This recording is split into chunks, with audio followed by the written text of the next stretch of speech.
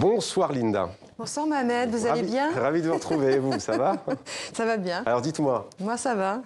Vous êtes-vous déjà demandé, Mohamed, quel prénom vous pourriez donner à votre enfant?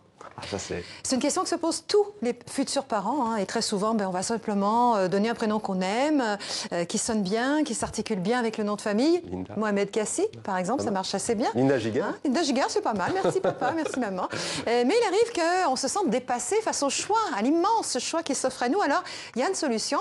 C'est notre bibliothèque. Nos livres sont remplis de personnages aux prénoms évocateurs. Pensez par exemple à Emma, Emma Bovary, un mythe littéraire. Emma Bovary, ça a donné le bovarisme, cette tendance, quand on s'ennuie à mourir, à s'imaginer un autre que ce que l'on est, à rêver d'un autre destin. Alors il y a des prénoms comme ça qui évoquent un état, une émotion, qui nous rappellent un personnage de livre dont on a envie de perpétuer le prénom ou pas.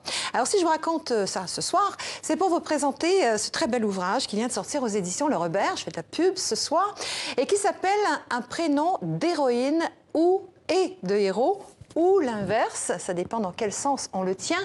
C'est un dictionnaire des plus beaux prénoms de la littérature. Prenons un autre exemple, Sophie. Sophie, Mohamed, ça vous rappelle tout de suite? Sophie, dites.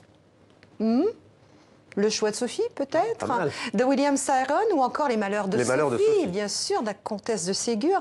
Ce sont évidemment deux Sophies totalement différentes. Alors, il y en a une qui est rescapée d'Auschwitz, hantée par la culpabilité, mais c'est une force de la nature. Et puis l'autre est une gamine de 3 ans, espiègle, attachante.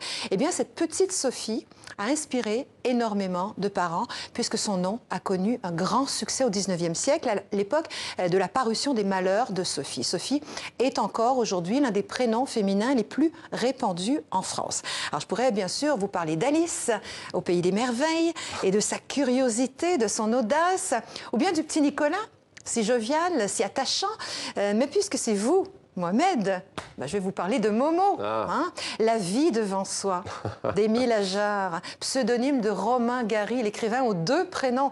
Cette ruse lui a valu 2 prix Goncourt. 2 Goncourt. Momo, donc, comme on vous surnomme ici, c'est donc un jeune garçon sensible, intelligent, guidé par l'amour de son prochain. Pas mal. Est-ce que vous vous reconnaissez un peu, Mohamed? Un peu. Sensible, intelligent, non, si, ça vous ressemble, Ne soyez pas trop humble. Dis-moi ton prénom, je te dirai qui tu es. C'est ce que nous propose Sarah Soquet, qui est l'auteur de ce dictionnaire. C'est donc un livre tête bêche à 2 entrées.